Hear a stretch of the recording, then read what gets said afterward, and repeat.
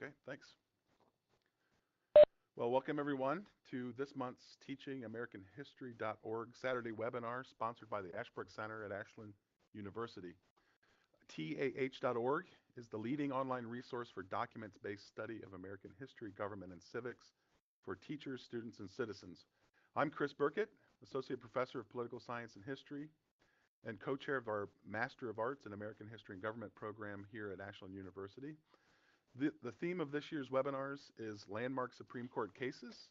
Some of you have joined us for these before, but for those of you who are joining us for the first time, let me just explain that our purpose is to pull together some thoughtful scholars and have a conversation about 10 historically important Supreme Court cases.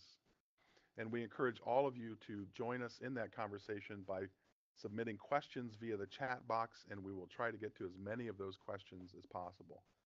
In the next week, you'll receive an email with a link to request a certificate of participation, as well as a link to the archived video and audio from today's program.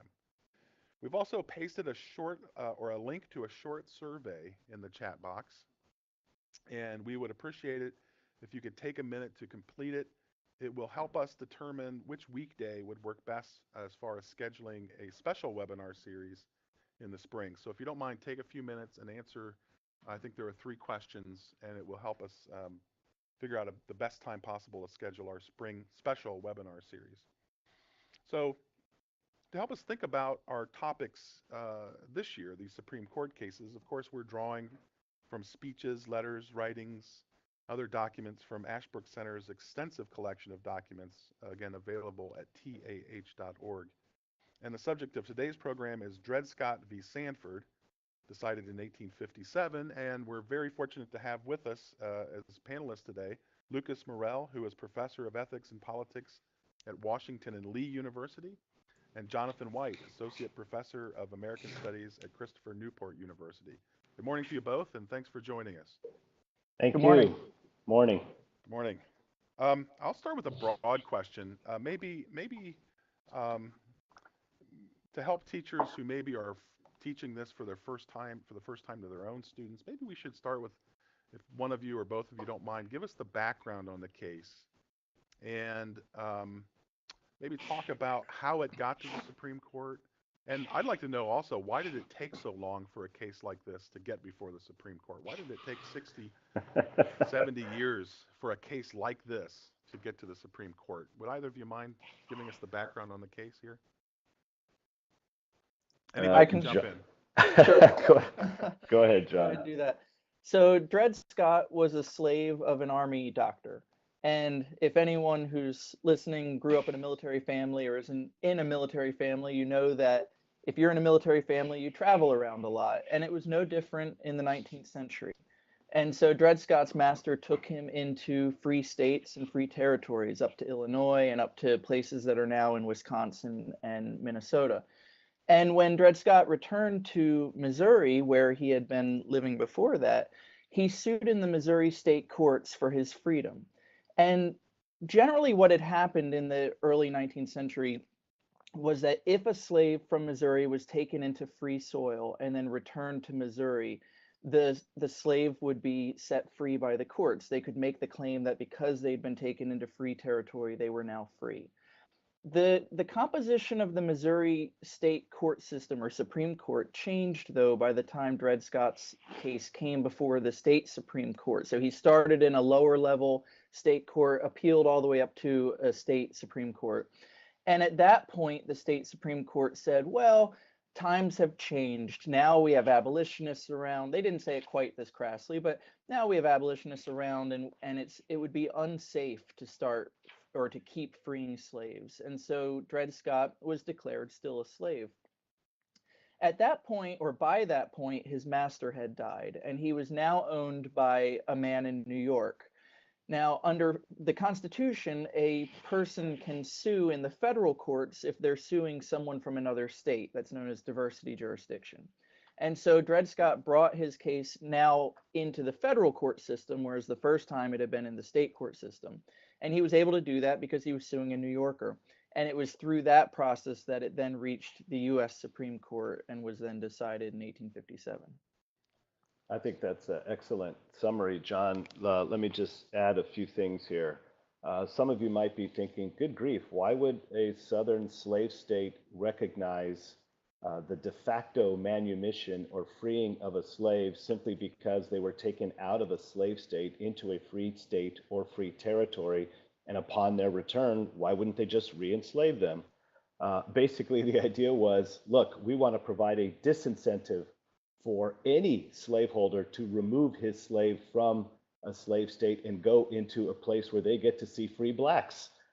If they're free somewhere else, is it where they get infected by liberty and taking them back to a southern state? We don't need slaves who have experienced freedom or have seen other people or have read or heard about freedom coming back and spreading that gospel, if you will, at home. And so even southern states, including, as John pointed out, Missouri, their tradition, by tradition I mean precedents even in state courts, had ruled that if something very much like what happened to Dred Scott occurred, if he came back to Missouri, up until about 1850, they had ruled in two separate cases, in 1824 and in 1836, that that person who used to be a slave in their state had become free simply by taking up permanent residence with their owner in a free state or free territory.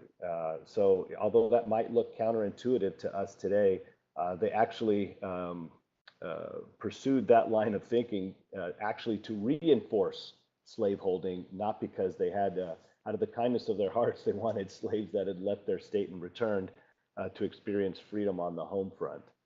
So just thought I would point that out. That's fascinating. So that really does a couple of things. It really accentuates the extent to which the slave owner, or those who were in the slave states understood the need to keep slaves shielded from, as you put, liberty, as you put it, Lucas, liberty, which is, and keep them ignorant of the possibility that they could even live a free life.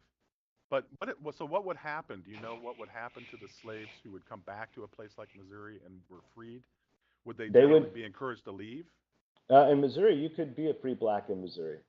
In fact, you could. In fact, okay. Yeah, in fact, as John pointed out, after the case is ruled in March, April, May, depending on what date you cite, once the court rules against Dred Scott, his owner eventually frees him, I think, in May, and he resides in St. Louis for another year, and then he dies, and then his wife Harriet dies. They, as best they can figure out, around 1870. So there are free blacks in the state of Missouri. Okay, that's fascinating. So if I'm understanding this correctly, the short answer to why it took so long to become a federal case or a Supreme Court case is that most of the states just handled this on their own state judicial levels because Absolutely. they wanted to maintain a degree of control. Yeah, a lot of control over this. Yeah, the doctrine generally stated, and the best guy on this is a historian by the name of James Oakes, who wrote a book called Freedom National, and the principle generally was freedom national, slavery local. And so it took a court case like this one to try to make slavery national, if you will, according to some interpretation of the federal national constitution. But generally speaking, the idea was slavery was an exception to the rule. The assumption was freedom unless a state, given our federal system, unless a state chose to approve of slavery.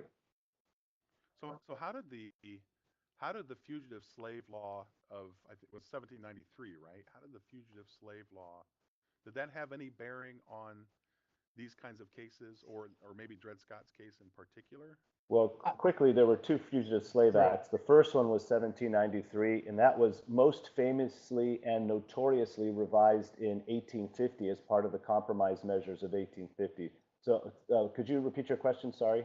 Well, I was just wondering how the Fugitive Slave Laws then affected. Did it have any direct bearing on the case of Dred Scott? I don't think it had any bearing on this case because he wasn't a runaway slave. He had been taken by his master. Correct. Okay. There was an important case in 1842 involving the Fugitive Slave Act of 1793 called Prigg versus Pennsylvania. And in that case, the Supreme Court held that the federal government was responsible to help in the recapture of fugitive slaves. Right, and I think one of you had recommended that as a reading today, so it's on the sort of recommended list Oh, of good. readings for today. So that in that case, that was. Can you explain the significance of that case Sure. with regard to the Um, Fugitive Slave Law? so the Fugitive Slave Act of 1793 was very vague. It didn't really specify who was responsible to recapture fugitive slaves. And in, I don't know, the 1830s, I suppose, a woman fled to Pennsylvania and she took with her her children who were also slaves. And then while she was in Pennsylvania, she conceived and had another child. Now, Pennsylvania had a personal liberty law that made it more difficult for a slave catcher or a master to reclaim their former slave. And so a slave catcher, a professional slave catcher named Edward Prigg, came up to Pennsylvania, tried to be able to take this woman and her children back into bondage, was not given permission to do so because of Pennsylvania's law. And so he essentially kidnapped them and took them back into slavery. The case ended up going to the Supreme Court, and Joseph Story handed down the opinion of the court. And Story essentially argued that because the Constitution has a fugitive slave provision, that clearly the national government is responsible to help in the recapture of fugitive slaves. It's interesting that Chief Justice Taney actually wrote a concurring opinion in that case. And Story had said in his opinion that the states were not responsible, northern states were not responsible to help in the recapture of fugitive slaves. Taney wrote a concurring opinion saying, no, actually, I think the states are also responsible. And so you Very can see Taney taking a very strong pro-slavery stance there about 15 years before Dred Scott would come down. because of yeah, that's very interesting because the language of the slavery, the Fugitive Slave Clause in the Constitution, and the language of the 1793 Fugitive Slave Act, it really did. I always assumed that it put the burden almost entirely on the slave owner to, Right. It's very vague and yeah. notably, as Lincoln points out, refers to fugitive slaves not as slaves, but as persons. So by 1750, with the 1750, 1850. I'm sorry, 1850, I'm a century ahead or behind. Right. Uh, so by 1850, what was the effect of the 1850 Right. So the slave law? 1850 law was a law that really had teeth in it. And it had several provisions that really made it much easier to recapture fugitive slaves and also to take in free blacks who maybe had never been slaves. So, first, it authorized a lower federal court official known as a commissioner to be judges in these cases. And the idea there was federal judges are these very elite people. They're austere, they have life tenure. We don't want them doing the dirty work of returning fugitive slaves.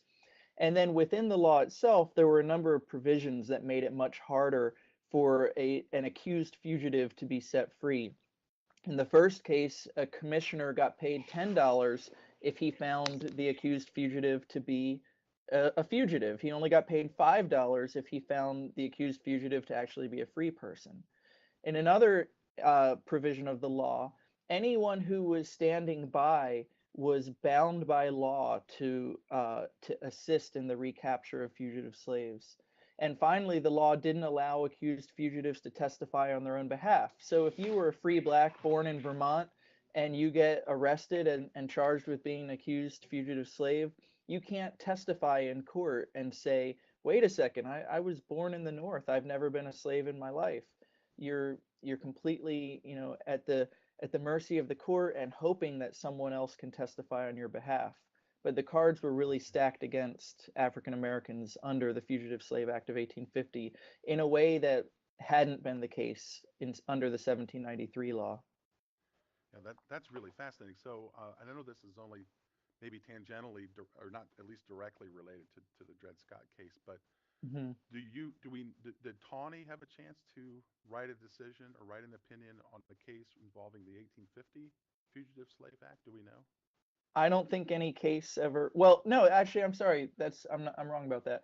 There was a case in 1859 that involved Wisconsin, and Wisconsin. It was a case called Abelman versus Booth, And Oh, right. Wisconsin had tried to pass a law that would essentially be a personal liberty type law in contravention of the 1850 Fugitive Slave Act. And Taney ruled in that case saying that the states could not interfere with the carrying out of a federal statute like that. And that seems to, then he seems to be consistent in that decision and the Prigg decision, or his concurring opinion in Prigg. At least it seems to be a similar, I know they're different laws, but it seems to be a Well, similar in both convention cases, on he the wants point. the states to be acting in a pro-slavery way. So in Prigg, he says states should have to help enforce the fugitive slave law. And then in Abelman versus Booth, he says the states can't interfere with the carrying out of the fugitive slave law.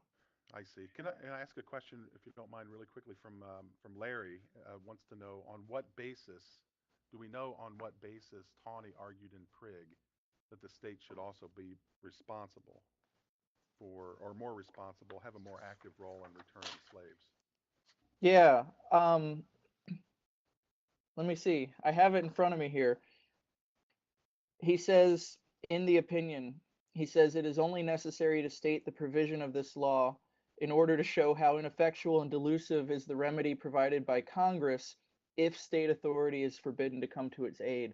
So in a sense that because the law was so vague, you need the states to participate in the recapture of fugitive slaves. I see. Okay. I This is think fascinating.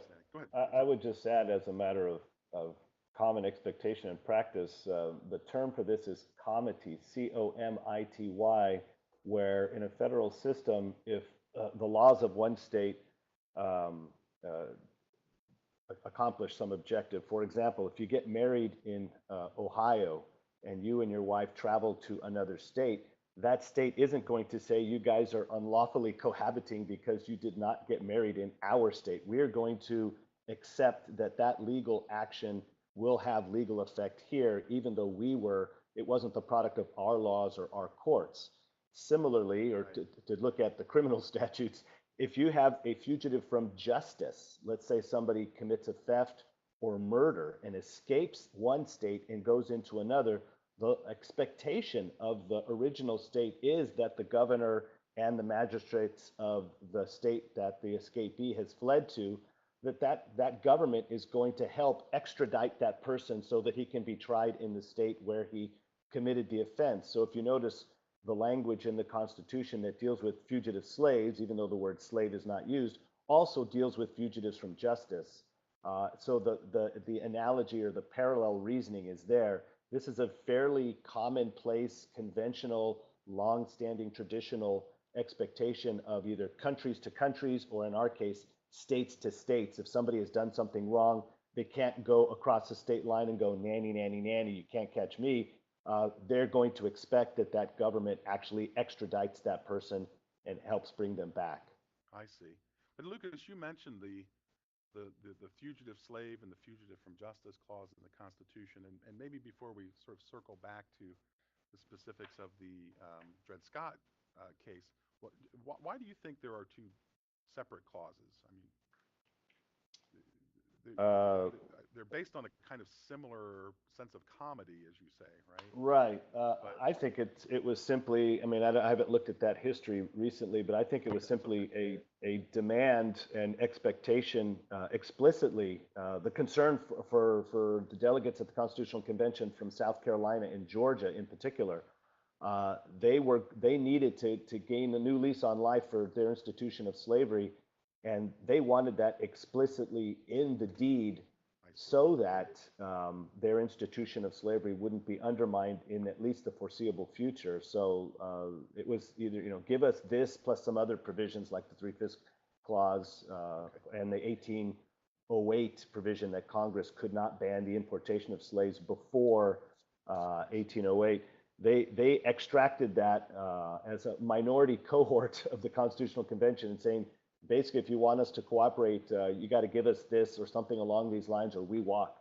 I'll just add one thing to that.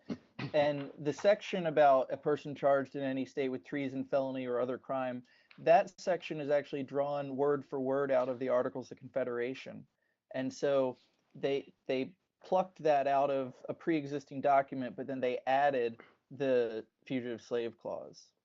Yeah, and I guess that's interesting, and because that how how you how you answer the question why did they add it as a separate clause could affect the views of, I suppose, future justices like Tawney, should they ever be called upon to decide on this. Because on the one hand, I can see, I've heard the argument that they broke that clause out of, they broke the fugitive from justice, no, they broke the fugitive slave clause out from the fugitive from justice clause as a way to distinguish the character of criminals who have acted contrary to justice and Hmm. slaves who were fleeing not justice but laws. So I've read that there are delegates at the convention who wanted to make a distinction between justice on the one hand and laws on the other. And I also noticed that in the language of the two clauses that there's a much more obligatory sense, if you will, of the language of the fugitive from justice clause in terms of what the Yes, states must do, right? Whereas right. The again, executive authority is explicitly mentioned when it comes right, to the treason felony part, and it's not mentioned at all. It just says, yeah, it's just not mentioned at all when it comes to the right. fugitive slave clause. The fugitive slave clause says shall be delivered up, I think, on claim of the party, which means that there's probably going to be some procedural things that have to take place in order to get a Right, slave back, right? right. But on the other hand, I have heard the point you were making, Lucas, which is that the reason that South Carolina and Georgia delegates at the convention went along with breaking those two clauses out because they actually did get a kind of explicit protection of slavery that they might not otherwise have had it just been assumed that the requirement to return slaves was subsumed somehow under the requirement to return fugitives from justice. So it's just an interesting problem from the very beginning in the Constitution about Yep. what to do with fugitive slaves. Does it require active, obligatory actions on the part of the states, or is the burden placed on those who are trying to return or recapture their former slaves? We have a great question from Janet. She wants to know about the provision in the Northwest Ordinance regarding free soil and new territories. Why didn't that become void with the passage of the or ratification of the Constitution? It was renewed under the first Congress. Oh, so it was repassed, right? Right. Correct. Okay, good. So I guess then the next natural question is, what bearing did the Northwest Ordinance have on the Dred Scott decision? Well, the dissent cited it. Uh, Okay. so, I mean, but they were outnumbered. Right. Okay. 7-2. That's practically a slam dunk in Supreme. I mean, it's not a split decision. I mean, two's pretty small. Yeah. Does Tawney recognize at all the language of the Northwest Ordinance in his opinion? Do you know? Oh, good grief. It is such a long I know it's a opinion long that one. I can't recall. John, do you recall if he even. Tawny's really interesting, and he's a guy who neglects the most powerful arguments against his position. Right. Just a quick historical point here. When he first issued the ruling, it was in March of 1857. And the tradition was that if you are the majority writer of the opinion, that by your volition, you can decide to actually read word for word your opinion, which Tawny, he's really old at this point and he's barely audible. And so he reads for hours this opinion, but he doesn't release the opinion for another couple of months. The dissenters, in particular, Benjamin Curtis, demands, this is, we're supposed to circulate our opinions and see what we're saying and whatnot. And Tawney absolutely refuses to give a fellow justice a copy of his opinion. The following day, after Tawney reads his opinion but doesn't release it even to the clerk or to the press, both McLean and Curtis publish their opinions. And Tawney looks at those, and even though he knows their strongest opinions against his, he revises his opinion and adds something like 14 pages, but never makes reference to the things that they point out just in terms of historical facts with regards to who, were blacks allowed to vote in any of the states, and did they participate in ratification? He just completely ignores it. So I Wow. can't say that he did that with the Northwest Ordinance because I don't recall off the top of my head if he makes reference to it at all. But it would not surprise me if he did. So didn't he read his opinion in 57, but wasn't it the following year that was it 1858 when it was released or No, it was released a published? couple months later. Oh, it was the same year. Okay, but it Yeah. ended up being, you're right, it was long. Is it 70 some pages or I don't maybe even remember the longer? number of pages. I just remember I actually at one point in time read every word of it. Mm. Wow. Okay, good for you. Yeah, I lived it. the excerpt we had recommended, I think we've reduced down to about 5 or 6 pages, but Well, Right. I always yeah. tell my students that I have mercifully excerpted it for them. So maybe we can talk about again. I think we've sort of captured nicely the sort of political climate going into the case, right? With this over the last 50 years, a gradual shift toward the idea that there have to be much greater protections for slave owners in terms of the new Fugitive Slave Law and these kinds of things. Why? I think we have a good grasp on why it took so long to get to the Supreme Court, a case like this. But why was it so important for Taney to issue? I mean, assuming that he's not actually correct in his understanding of the Constitution, why would Taney write an opinion like this? I mean, I guess I'm asking, are there political motives behind Taney's opinion, in your opinions? Well, I think that Taney thought he could resolve the issue. Hmm. I think Taney thought that if he handed down a definitive statement on the place of slavery in the nation or in the territories in particular, that would solve it. I mean, we have to remember the territories are in upheaval at this point. In 1856, you have Bleeding Kansas, which is a result of the Kansas-Nebraska Act, which had opened up the territories to allowing people to move there and decide for themselves whether they'll have slavery. And people like John Brown and others are bludgeoning each other. And so I think Taney thought he was doing the nation a service in terms of handing this down. It's going to decide it for all time. And I mean, talking about the political context, one of the most fascinating parts about all of this is that originally the court was going to be a 6-3 decision. And it would have looked really bad if the 3 Northerners were against the 6 Southerners. And so the president-elect, James Buchanan, who was a Pennsylvanian, went to a Supreme Court justice from Pennsylvania named Robert Greer and says to him, hey, can you go ahead and side with the Southerners, making it a 7-2 decision instead of a 6-3? And so Buchanan knew that Greer was going to do that. And when Buchanan was inaugurated president in March of 1857, part of his inaugural address essentially said something along the lines of, it's understood that soon the Supreme Court will hand down a decision settling the slavery issue, and we should abide by it, whatever it may be. That's a paraphrase. But then a day or two later, Taney hands down the Dred Scott decision, and the president has just told America we should abide by this, whatever it may be. Well, Buchanan knew what it was going to be, and it was what Buchanan wanted, and it was what Taney wanted, it was what Southerners wanted. They thought they were working together to resolve this issue, but Northerners like Lincoln look at it and they say, well, there's a conspiracy afoot to spread slavery where the president and members of Congress and the Supreme Court are working together to resolve the issue the way they want it resolved. Yeah, it calls to mind the later Lincoln speech. Is it where he talks about The House Divided address. the House Divided speech, where he talks about James and Roger And Stephen and Franklin. Stephen, right, Franklin, and all being in cahoots here and sort of getting Mm-hmm. together and sort of planning these things. That's great. It's a very conspiratorial speech. I mean, you read it and it kind of fits into the mindset that some historians have had about the paranoid style of American politics. And yet, you look at what was going on, and I think Lincoln was onto something in that speech. Yeah. By the way, Lisa points out that there was a story on NPR this morning about Buchanan being called the worst president because of his role in part in the Dred Scott decision. Agree? Disagree? He did worse things. He did worse things. Yeah, I was going to say the secession crisis was pretty bad. That was the big dropping of the ball there. Okay. So go ahead. Go ahead, Luke. No, Luke. I was going to say, I actually did a quick look at my full Taney opinion, and he actually does mention the Northwest Ordinance, but he does so in a way that bolsters his own argument. Because remember, he's going to eventually go on to say that the United States Congress doesn't have authority over slavery in the territories.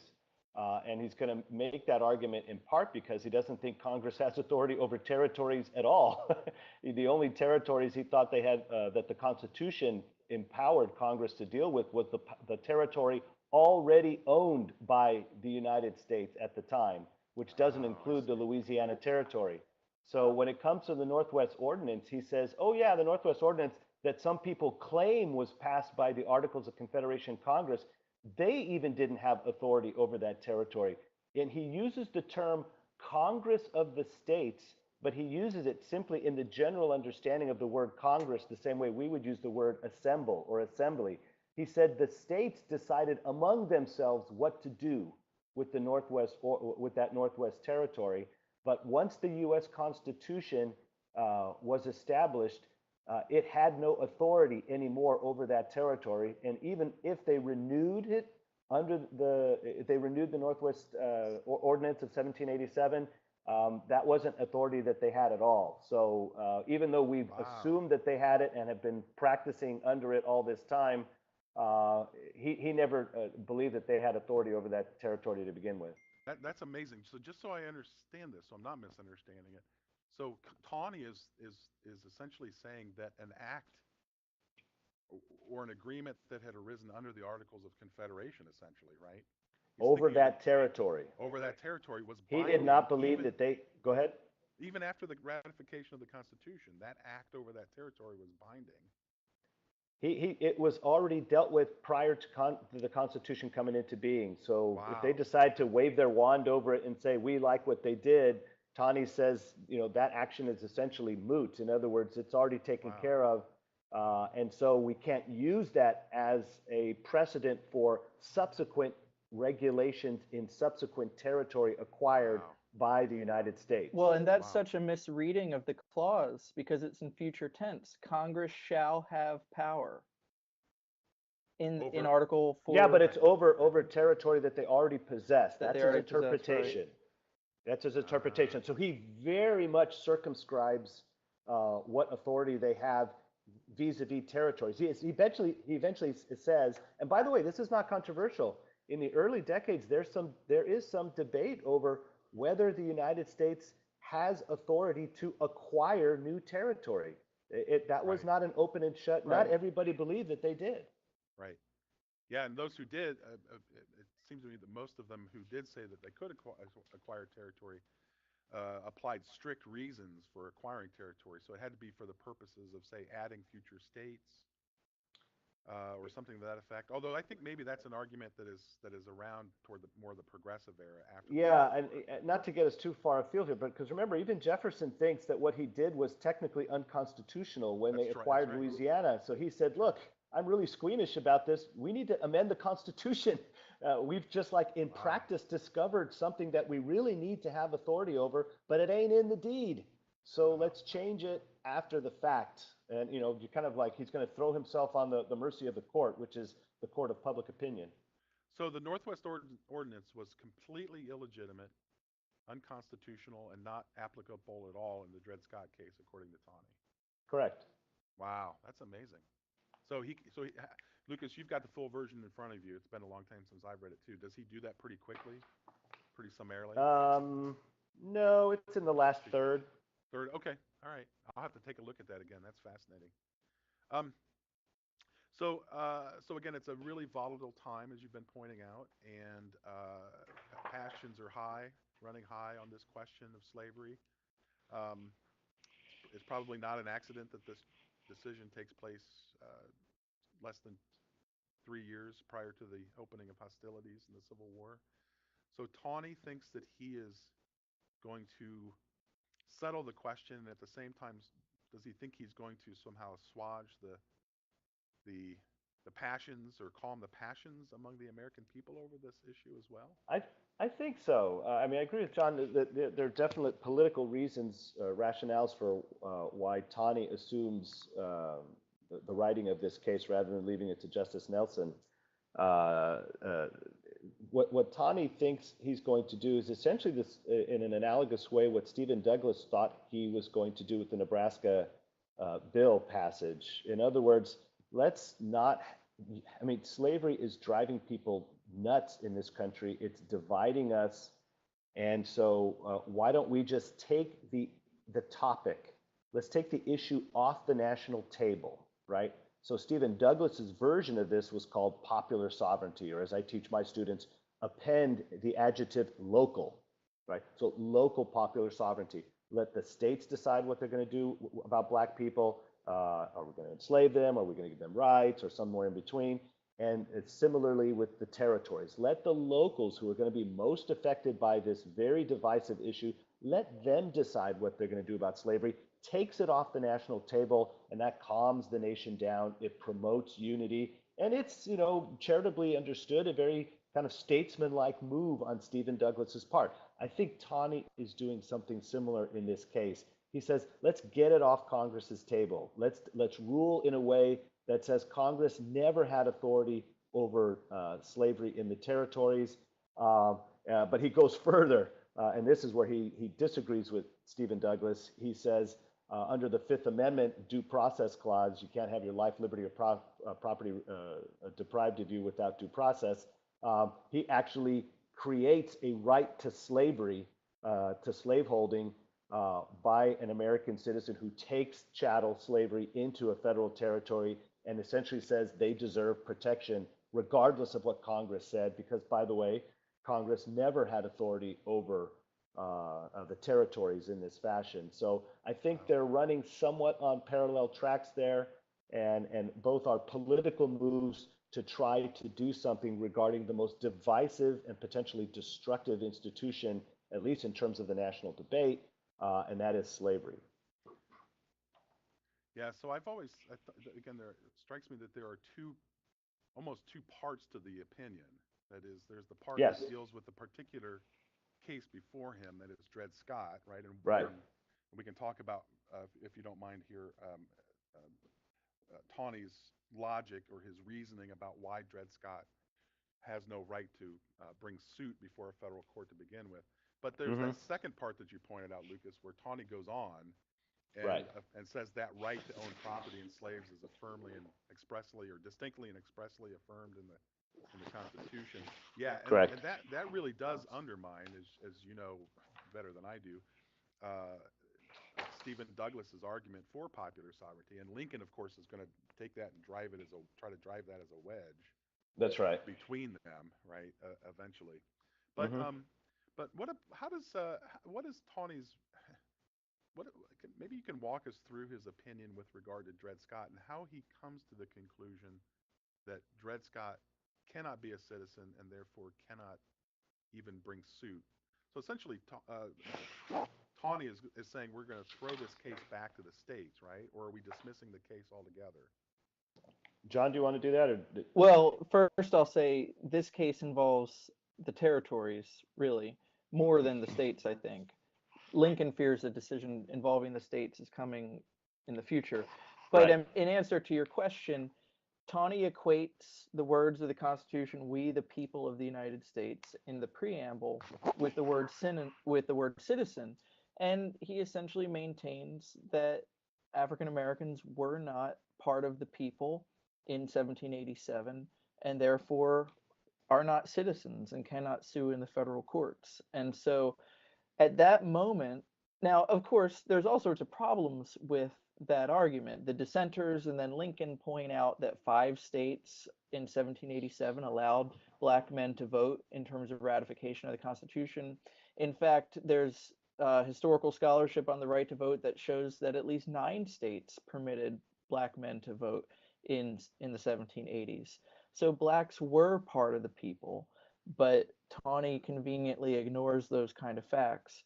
Once Taney made that part of his decision that Dred Scott was not a citizen and could not sue in the federal courts, he could have just stopped there, because at that point there's nothing else to be decided. The case is over. Right. But then he decides to go on because he wants to make a permanent statement on the nature of slavery in the territories.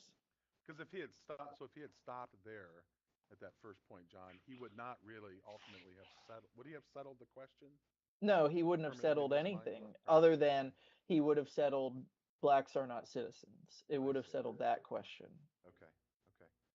So there are a couple of good questions relating to the things you're bringing up. I think Larry wanted to know, can we talk about, John, you mentioned some of these contrary historical facts that are in contradiction to what Tawney is citing. Can we talk about some of the points of the dissenters in the case? Do they point out some of these errors in Tawney's historical analysis of the Constitution? Well, yeah, I mean, you mentioned one of them already, which is Curtis pointing out that 5 states, including a slaveholding state like North Carolina, actually allowed qualified blacks to vote. It was Frederick Douglass. I'm glad you brought up, John, about the scholarship regarding actually it was more than 5, it was closer to 9.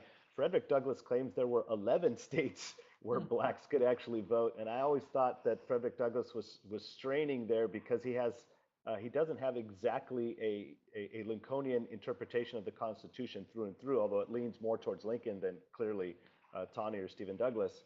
So it's good to know that it's actually even more than 5, but at least as far as the Massachusetts Justice Benjamin Curtis is concerned, he could at least cite 5. And of course, Tawney conveniently just ignores that. He doesn't try to refute it, he just ignores it, pretends that it doesn't exist, and that there's just a clear difference of opinion with regards to what states, what the status, legal status and the civic status of blacks is. The other thing that Curtis does over and over again is he points out the number of ways in which, again, conventionally and throughout the states, it was understood that actions taken in the North by slaves that were de facto acts of manumission, if permitted by their owners. And a big one being the fact that Dred Scott married Harriet Jacobs up in, I think, Fort Snelling, and they actually had a kid, and 2 by the time they get back to Missouri. And the ruling had been, if, like in the South, slaves are not allowed to marry. And now there were right of citizenship, right? Right, and well, the other thing is, yeah, and they don't have that sort of agency, legal agency, because they are the property of somebody else. But if you were an owner and you took your slave somewhere else, and by your allowance or permission, your slave did marry in that state or territory where that was legal, you're essentially saying to everybody, I no longer have rights over these people. And so Curtis points out actions like that were undertaken. I mean, the very fact that this military surgeon took, when Emerson, the original owner, or one of the, in the succession, it's a long succession of owners, but when Emerson, the military surgeon, took Dred Scott to Illinois and then to the Wisconsin territory, which eventually became Minnesota, and when he took up permanent residence, that was an act of manumission. I mean, if Dred Scott wanted to, he could have refused to go back to Missouri, according to the laws or constitution of those states and territories.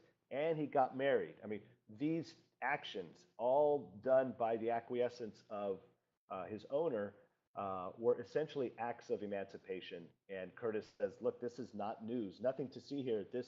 It's clearly he has to be treated as a free man. Right, but I wonder. One quick thing. Go ahead, John, please. Sorry, I know it was just a slip up, but he didn't marry Harriet Jacobs. Sorry. Whoops, sorry. That's another famous. Famous slave. Is her name Harriet? Harriet Robinson. Thank you. Yeah, let the record show. Right. Okay. I'm not bringing in these people together. Sorry about that. But the effect. But you're citing those as Curtis is citing those as precedents. But isn't the effect of Tawney's argument simply to say that, yeah, those things may have happened, but that doesn't mean they were constitutional or that they were legal in any sense. So well, what he does is kind of brush those aside. He brushes them aside by mentioning other practices, more broadly speaking, and at the state level. He gets very detailed. I mean, he piles, like lawyers are wont to do, their term a fortiori. In other words, I don't know which one of these arguments is going to work, so I'm going to throw them all at you and hope something lands. Tawney, that's part of what makes Tawney's opinion so long, is he goes by state by state. He ignores the things that are happening on states that don't favor his position, and then mentions all the ones that are. And this comes to the most famous or notorious passage in the opinion, which is when he interprets the Constitution. and the Declaration of Independence, if we can turn to that. He says about the Constitution that, what does he say? We refer to historical facts. The statesmen of that day spoke and acted to determine whether the general terms used in the Constitution as to the rights of man and the rights of the people was intended to include them or to give them or their posterity the benefit of its provisions. And right after he says that, he says, well, to understand what's going on in the Constitution, let's look at the Declaration. And he cites the Declaration verbatim, you know, the famous equality phrase, we hold these truths to be self-evident, that all men are created equal. After that direct quote, his interpretation follows. And he says, the general words above quoted would seem to embrace the whole family, the whole human family. And if they were used in a similar instrument at this day, 1850s, would be so understood. But then he goes on to say, we can't possibly believe that the guys who wrote that actually thought black people were equal. Why? Because look at all these practices with regards to black people that showed, as he sums up most famously to say, well, where's that language? I should have it memorized, that they had no rights that the white man was bound to respect. So in his interpretation, and by the way, it's an interpretation that most Americans have today. If you ask most Americans today, when the founders wrote all men created equal, did all mean all? They say, well, obviously they didn't, because they didn't free their slaves. That's essentially Taney's position. It's emphatically Stephen Douglas's position. And of course, Lincoln rejects that, as well as the dissenters. Yeah, I was always struck by the fact that, I mean, if I follow his reasoning in this, right after that language of the Declaration, Lucas, he is saying that in order to maintain the honor and integrity Yes. of the founders as thoughtful, honest men, we have to come to the conclusion that they could not have meant to include Africans in all men, because at the time when they were writing, nobody was of that opinion in any part of the world, including all of Europe, right? And he says where for a century before, Yes. they had simply been regarded as beings of an inferior order and altogether unfit to associate with the white race, either in social or political relations. And this is where he says, and so far inferior that they had no rights which the white man was bound to respect, and that he was Right. justly and lawfully to be reduced to slavery for his benefit. And he was to be thought of as, I'm paraphrasing a little bit, nothing more than an ordinary article of merchandise. And he says Right. that was the universal opinion for centuries before the founding, or at least a century, and Yes. therefore it must have been the view of the founders as well. Yeah, so that's the part that he uses to set up his interpretation of the Constitution and the Declaration. Yes. Amazing, amazing. So what he's saying is, I think, to preserve the integrity of the founders. So he thinks he's coming to the defense of the founders here. Mm-hmm. They had to have thought like the rest of the enlightened world at this time with regard to slaves or Africans. Yeah, and let's make his argument as strongly as he makes it, because then what does he do after he makes that statement about kind of universal public opinion and then what the founders thought? He goes on to cite, you know, the non-importation clause of the Constitution and the Fugitive Slave Clause. So he says, see, ta-da, Exhibit A, Exhibit B. See, if the founders thought differently than the world with regards to a white attitude towards black people, then why are these provisions in the Constitution? So he uses those compromises in the Constitution as if they were categorical endorsements of this worldwide opinion with regards to the inferiority of black people. Yeah, that's amazing. And so he comes to the conclusion, this is maybe halfway through the excerpt, about page 5 or so on the excerpt. What the construction was at that time, we think, no wait, that wasn't what I was looking for. Upon full and careful consideration of the subject, Yes. the court is of the opinion that upon the facts stated in the plea and the abatement, Dred Scott was not a citizen of Missouri within the meaning of the Constitution of the United States, because it was not the original understanding of the Constitution of the United States. So in a certain sense, Taney is kind of like an originalist. I don't want to confuse him with modern originalists in the court, but he's saying our standard has to be the Constitution as it was originally understood at the time of ratification. Well, No, I would am I wrong qualify about that by saying he's feigning originalism, but as Lincoln and the dissenters point out, he's really ignoring the the framers' intention in a lot of way, and the facts, the historical facts of what these words meant or who was allowed to vote in 1787. And it's interesting as you both were just talking, I was thinking about Alexander Stevens's Cornerstone Address. Yes. Stevens, of course, was a Georgian who had served in Congress with Lincoln in the 1840s and would go on to become the vice president of the Confederacy. And in March of 1861, he delivers a speech sort of saying why the South was seceding. And he points out, his argument is the founders got it wrong. They said the great truth was that all men are created equal. Our nation, he says, the Confederacy in 1861, is the first nation founded on the great truth that the Negro is inferior to the white man. So I'd never really thought about it within this context before, but then Stevens, who's a Confederate leader, rejects Taney's reading and accepts Lincoln's reading of the founding. Yeah, that's fascinating. Taney is saying the founders were right, and I'm just upholding the views of the founders on slavery. Yeah, that's Right. amazing. So, I'd like to really, I think we should talk about Lincoln's criticism of the decision here at some point. We have about 20 minutes or so left. But Stacy has submitted a question having to do with the second part of the decision. She wants to know, does in the Dred Scott decision, Taney actually go so far as to say that even the states cannot prohibit the ownership of slaves? Does he actually go that far? Because I know that's the No. Right. controversial part of this. He doesn't go that far, but Lincoln and other Northern Republicans fear that there will be another Dred Scott decision coming in a year or two that will make that case. Okay, but he hints at it. He doesn't he not hint at it, but doesn't Lincoln say that he takes a step in that direction that will make it easier for a future case to build on this case as a kind of precedent? Right. Okay. Okay. So you both brought up Lincoln. What is Lincoln? It's me and Lucas. We have to bring up Lincoln. I know, right? I this is the speech by Lincoln. The speech on the Dred Scott decision is a fascinating speech for a number of reasons. One, because I think, as you both have alluded to, Lincoln feels the need to come to the defense of the founders in a sense, right? He and does. give what he views as a more honest assessment of the founders' views of slavery.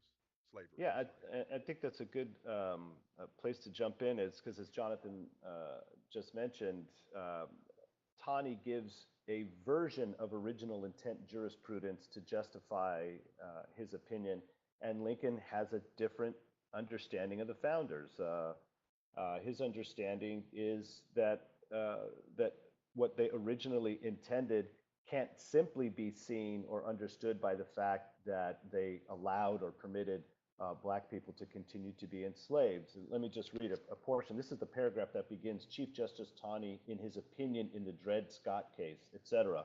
He goes on to associate Judge Douglas with the opinion that, look, to have the right understanding of the founders, if there's a contradiction between their principles and their practice, we should see how to make them fit. And so if all men are created equal is what they said, but they didn't really treat everybody equally, who didn't they treat equally? Black people. Therefore, they couldn't be included in the statement, all men are created equal. It must mean all white men. Lincoln says, are you sure you want to make that argument? You're going to put all your eggs in that basket? Okay, look what they also didn't do. And here's that wonderful sentence. Now this grave argument comes to just nothing at all by the other fact. In other words, let's not be selective with our use of facts here. They did not at once or ever afterwards, his emphasis, or ever afterwards, actually place all white people on an inequality with one or another. And so if you're thinking, well, clearly, they thought blacks were inferior because they allowed them to be continued in slavery. And once Jefferson penned and Second Continental Congress approved, that what the ultimate version was, we hold these truths to be self-evident that all men are created equal. What Lincoln says is, you think that means white people? So remind me again how many, let's just stick with men here and not women. How many white males were allowed to vote? Whether it was during the Revolutionary War or in the late 1780s. The fact of the matter is, only a minority of white people actually had the full complement of civil and political rights in their various states. So if you're making that argument, it actually proves too much. It actually proves that there was only a small portion of white people who were, quote unquote, created equal. According to this argument, we got to judge their principles by their practices. And then he goes on to explain why it was that not only blacks weren't treated equally right away, but nor were whites. He said they had no power to confer such a boon. And so we can unpack that if you want, but essentially Lincoln says, I'll take that argument and I'll raise you. Right. No, that's you know, by the way, that point about not having the power to do it, that's a point that is often overlooked, I think, in a lot of contemporary criticisms of the founders. Why didn't they simply snap their fingers somehow? And Yes. yeah, I mean, come on, that's to ignore. Although, you know, it's not to say that we're that you simply exonerate them entirely of these things, but No. you know, in the political realm, there are limits to the possible, especially in a regime that is founded on one of popular opinion, or that takes popular opinion into consideration. Yeah, Um, absolutely. And the way I explain this to my students is that the flip side of the equality coin is consent. Yes, we hold these truths to be self-evident that all men are created equal. Created. They're not granted equality by their government. They're actually born. It's their birthright that they have the equal possession of rights that any human being has. Now, the rub, of course, is in a free society, you have to ask people's permission as to how they're going to secure these rights. And as soon as you bring in consent, which the only legitimate government has to be based on consent, at least that's the argument of the Declaration of Independence. Fact of the matter is, not everybody expresses an opinion simply based on, you know, pure reason and logic. That their own self-interest, their own passions, their own prejudices are involved, and that's what complicates the enforcement. And so, as Lincoln puts it, he said they meant simply to declare the right, so that the enforcement, which of course is the product of consent, of it might follow as fast as circumstances should permit. And the major circumstance that I point out on July 4th, 1776 is we aren't even ruling ourselves yet. It's going to take not just a few more days, but several more years before the surrender at Yorktown and a couple of more for the Treaty of Paris. And so we're already into the 1780s there. And so circumstances like war complicate things, to put it lightly. yeah, so I love the way Lincoln puts this right after that, Lucas. They meant simply to declare the right, as you said. They meant to set up a standard maxim for free society, which should be familiar to all and revered by all, constantly looked to, constantly labored for, and even though never perfectly attained, constantly approximated, and thereby constantly spreading and deepening its influence, and augmenting the happiness and value of life to all people of all colors. That's the key term, I think, right there, everywhere, right? Mm-hmm. So, so that leads me back then to another, I think, critique that Lincoln is making of Tawney. Lincoln is saying the founders intended to make a statement of principle about equality that should spread and deepen and become more real as circumstances allowed over time. So the idea was that over time, um, slavery would be on the decline, hopefully, and liberty for all would be on the increase, and that therefore life for all, including slaves, according I should say former slaves, but life for all, including African Americans, would become better. So, but Tawney actually is kind of agreeing with that, isn't he, in his decision when he says today, if we were to read the words "all men are created equal" in our day, our inclination is to say somehow that they should apply to everybody. I'm not asking a question. I'm not asking my question very well. There seems to be a contradiction in the way Tawney's thinking about it. Tawney seems to be saying that opinions of Americans regarding slaves or slavery have improved to the point that there are more people in the country saying Right, right, that all men are created equal actually does include more men. And right. Tawney is saying, Tawney is saying that in that sense opinions may have really shifted away from the idea that he claims the founders had, that slaves are simply property and not in any way equal to others and in terms of their liberty. Yeah, Lincoln, of course, emphatically in that same speech disagrees with Tawney. He says Tawney thinks a conventional white opinion, if you will, to be direct about it, has actually improved with regards to black people. And he says, Taney, it's just flat out wrong. In fact, the trend is in the opposite direction. As he puts it, all the powers of earth seem rapidly combining against him. And so, and then the very next paragraph, which is one sentence, it is grossly incorrect to say or assume that the public estimate of the Negro is more favorable now than it was at the origin of the government. We have to just stop and let that sink in. It is incredible that Lincoln is actually making the claim that the founders, even though they were surrounded by slaves, actually had a more favorable opinion about humanity, including blacks. In other words, what is possessed by every human being, the rights of the individual, as Lincoln goes on to say, that the founders, at a time when slavery was essentially legal in all the colonies and states, actually had a better idea of what every human being deserved, the equal protection of the rights, than Americans several generations later in the 1850s.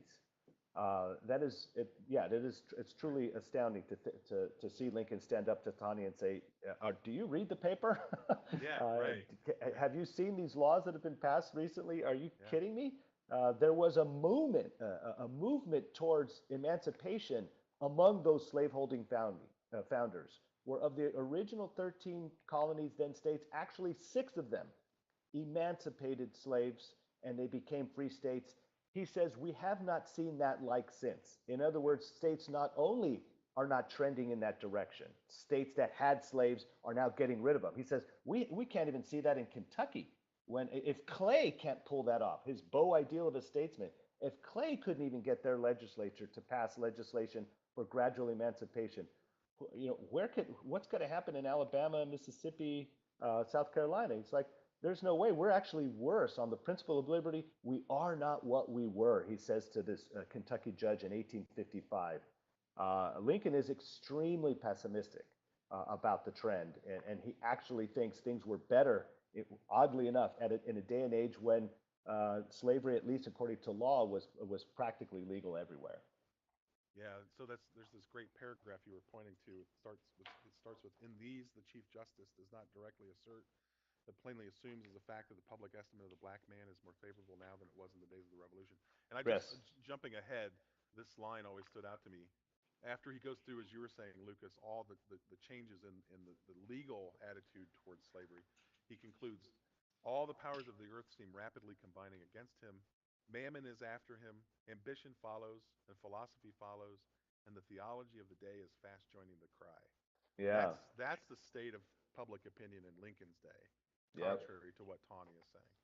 Yeah, I should point out here, I hope this doesn't get us too far afield, but in 1858, right, a year after the Dred Scott opinion, Lincoln's got his famous debates with Stephen Douglas. Lincoln is trying there at a time when, color prejudice against blacks in Illinois is almost pervasive, except in the very northern portion. He has to, be very deft in terms of how he refers to, rights of nature as opposed to civil and political rights, because of course blacks don't have political rights at all and very few civil rights. Lincoln actually constantly refers to the rights that they have by nature, and he points that out as the ground of anybody's rights. And that's his attempt to try to at least reverse the trend, which is the belief that blacks don't have any rights except the ones that whites want them to have, which aren't really rights then. Those are just privileges, and they can remove them whenever they want. So people have really difficulty with Lincoln when they say, well, how come he doesn't come out for black voting, or why doesn't he come out with more full complement of civil rights? If Lincoln can't even get whites in the North to agree that blacks have rights by nature that deserve protection, he can't even start the conversation on these more technical questions. Again, questions that have to be addressed in the court of public opinion with regards to whether blacks should be given the right to vote or serve on juries where a white person is a defendant, whether they can even serve in the militia, which they cannot do in Illinois. In the mid-1850s in Illinois, they actually passed a law that some other states had on the books as well, banning the emigration of black people into their state. That was the state of public opinion. And so you try in that situation, and this is a free state, Illinois. You try in Well, that and can I point condition. out that if you violated that law, if you were a free black person who immigrated into Illinois, you would be arrested and fined, I think, $50. And if you couldn't afford to pay the fine, you would be sold on the auction block to someone who would purchase your labor for a set period of time to pay the fine. And so he's Wow. living in a state where there really is unfree labor of African Americans, even in the 1850s. Incredible. Right. And as Lucas says, if that's the state of opinion in a free state, that's very telling about the rest of the country. And that's what makes it so remarkable. I mean, I taught this speech in a class last week, and one of my students was really kind of put off by what Lincoln's saying because he's saying, well, we're not all equal in all respects, and isn't that a little racist? And well, sure, if you judge him by the standards of our time, he says some things that we wouldn't say today.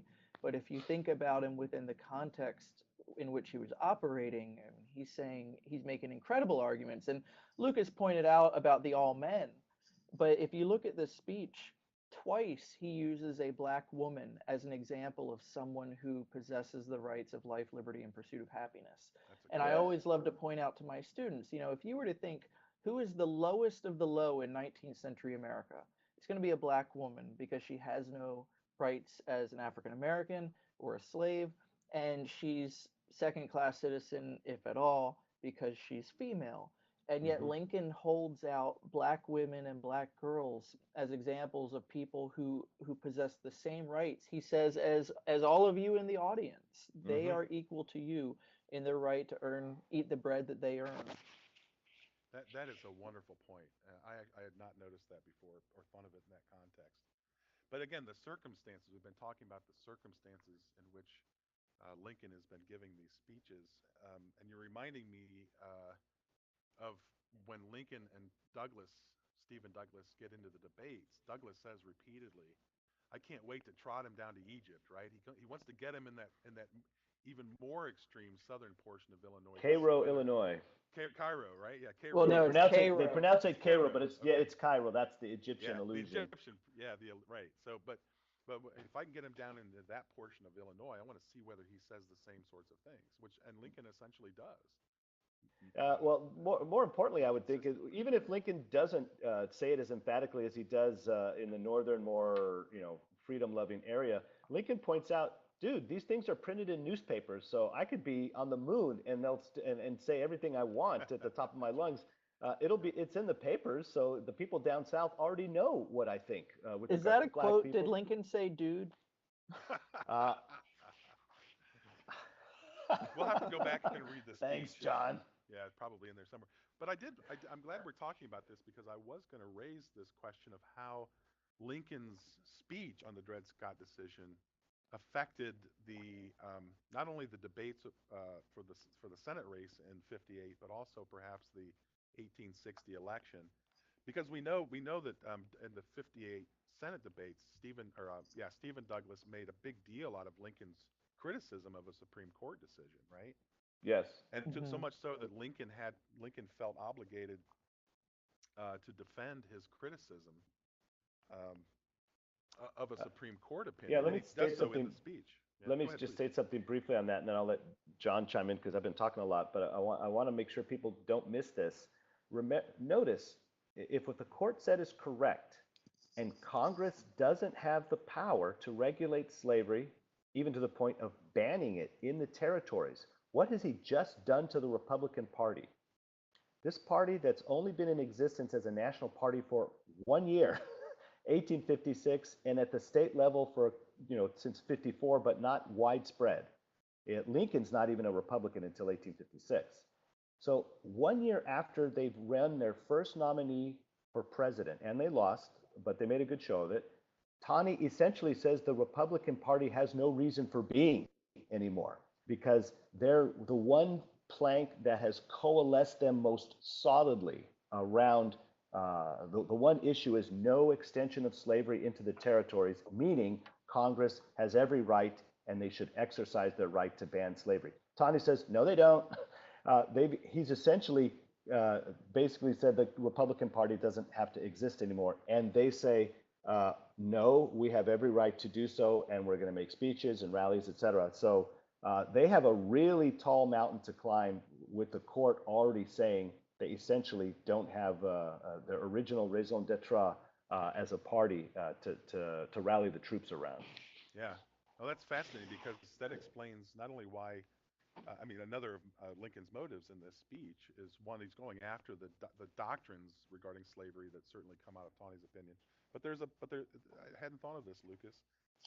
He has to challenge the validity of the decision Yes. for the reasons you just mentioned. He has to point out that, look, um, why should we? It's almost like a rallying cry now that I think of it in the terms you were just describing. Why should we not accept this decision as final? Right. Because by the way, if people just acquiesce, as Stephen Douglas is saying, essentially the Supreme Court has spoken, that's the final word on things. If they do acquiesce, you're right, Lucas, I had not thought of this. The Republican Party has no constitutional ground to stand on for most, if not all, of their platforms. So Lincoln John, do you want to talk more? Yeah, please, John, do you want to go ahead, talk more about this debate that Lincoln has with Douglas with regards to the Republicans' resistance to the decision and the reasons why Lincoln thinks they're not resisting the decision? Right, and this is one thing that's important to realize, is that the jurisdiction of the Supreme Court has changed from 1857 to today. Prior to 1925, the court had very little power in terms of deciding what cases it would hear. Today, the court has a lot of room to decide which cases they'll take and which ones they won't take. In 1857, they essentially had to take any case that came before them. And so from Lincoln's perspective, there will be more cases. So the Dred Scott case pertains only to Dred Scott and his family. And there's going to be another, we're going to make sure another case comes that we'll then try to win. And so we need to keep in mind in the historical context that today, if a case like Dred Scott came before the Supreme Court, that would be it. There wouldn't be another case most likely dealing with the same matter. Whereas in 1857, Lincoln could say, okay, well, we will accept this as the decision of the court in regards to these litigants, but we won't accept it as having long-standing precedential value. Mm-hmm. Yeah, that's great. Yeah, that's very insightful. So, does Lincoln's resistance to the Dred Scott speech then bolster his position among Republicans? Does this in any way bring attention to him and potentially put him in mind as a leader of the Republican Party, possibly even a future presidential candidate? Do we have any evidence for that? I usually would I quickly fold in his debates with Stephen Douglas, because those certainly got the attention of folks back east, and in particular at a time when guys were actually contemplating supporting a Republican. Movers and shakers in the Northeast were actually contemplating out loud supporting Stephen Douglas, not because, in spite of the fact that he was a Democrat and the leading Democrat in the nation, but because he joined them in the fight against the Lecompton Constitution in Kansas, because he didn't think it was an accurate reflection of local popular sovereignty. Right. The Republicans liked that because he was, for all intents and purposes, preventing a slave constitution from being imposed on the population of Kansas. They looked at the end only, and Lincoln had to point out, look, don't attach your tail to Douglas's kite. He doesn't care a whit about Republican principles. If you make him our standard bearer, you're actually going to undermine our attempt to try to coalesce around principles that would enable us to be at least a counterpoise to the principles of the Democratic Party, which are uniformly now in favor of, or at least trending towards being a party in favor of slavery. Douglas professes that he's neutral on the question, of course, and of course part of Lincoln's greatness is showing speech after speech why being neutral on slavery actually promotes the spread of slavery. Right. Yeah. So I would say it's not just Dred Scott, his speech on Dred Scott. It's the contest in 1858, which, by the way, was a break with tradition. Remember, at the time, people didn't vote for the U.S. Senate directly. It wasn't a popular election. Their state legislators appointed them. And so what you would do, like Lincoln did back in 1854, was to wait for that legislature to be chosen in the fall. Well, in other words, the votes are in the fall, and then in January, when the legislatures convene to pick who their senator is going to be, the one senator that's up for election, they have staggered elections, of course, that's when Lincoln campaigned and tried to become, and came within 5 votes of becoming a U.S. senator in 1855. Come 1858, the Republican Party takes no chances. They actually hold a convention and they choose unanimously Abraham Lincoln in June of 1857. In 1858 to unanimously vote for Lincoln as their standard bearer to campaign before the fall elections and essentially turn that state election into a referendum on or a plebiscite on who gets to pick the next senator. Is it going to be a majority Democratic state legislature or majority Republican state legislature? And alas, even though the Republicans win statewide in terms of voting simply, the numbers, for a number of reasons, the Democrats still hold on to the state house and then, of course, reappoint Stephen Douglas. Yeah, that's very well put. We've come to the end of our time, but if you don't mind, one last question from Kelly. Wants to know if there's a connection between all of this and the Freeport Doctrine. Sure. Well, Do you mind? the Freeport Doctrine comes later, but that's where Douglas says that states can pass unfriendly legislation towards slavery. Right. And that's ultimately what sinks Douglas nationally with the Democratic Party, because Southern Democrats will not go for him. So I don't think there's an exact connection in terms of the Dred Scott case, but there is a direct connection in terms of Lincoln is able to win the presidency in part because the Democratic Party divides in 1860, and they divide in large measure because of Douglas's statement there. Is the Freeport Doctrine an attempt of Douglas to get around Lincoln's claim that Taney's argument affirming the right to property in the territories and slaves undermines his notion of local popular sovereignty? That is, Lincoln says, look, Taney says the right to property is affirmed by the Constitution, and Lincoln suggests, doesn't he, that undermines the possibility that the people can even vote down slavery in a territory. That's correct. So he is saying, look, Douglas can't have it both ways. He can't say the Republicans are revolutionary and resistors because they don't agree with the Dred Scott opinion, but I do. You know, I, Stephen Douglas, love the Supreme Court, and what they say goes, even though that contradicts what he has done in the past, the great supporter of Andrew Jackson that he was. So when Douglas turns around and says, oh, and is forced by Lincoln, and he actually said it prior to the Freeport debate in 1858, and Douglas actually says this to Lincoln. He says, Lincoln, you know what I think about this. You know, why are you making me answer this again? And of course, Lincoln's like, what? Of course he's trying to make him say it again. He wants him to be explicit about this. He wants him to say, no, you actually are resisting the Supreme Court case even more than the Republicans. In fact, you're like the abolitionists. The abolitionists, in the face of the Fugitive Slave Act, that's a national congressional act, are promoting these personal liberty laws at the state level to interfere with that. You don't like what they're doing? You consider them rebels? What are you doing with your policy of local popular sovereignty, the Freeport document saying, actually, push come to shove, if the locals really don't like on the ground to have slavery, they could pass unfriendly legislation, right? The police powers to promote the safety, health, welfare, and morals of the community. Douglas puts all his eggs in that basket. His claim to fame is popular sovereignty. Let the people decide, and that means the local people. And Lincoln forces him to say it in all capital letters. And in fact, the following year, in a well publicized letter to a guy named Dorr, D-O-R-R, Douglas says, I will stand, you want me to be the nominee of the Democratic Party, which of course he's been running for a while.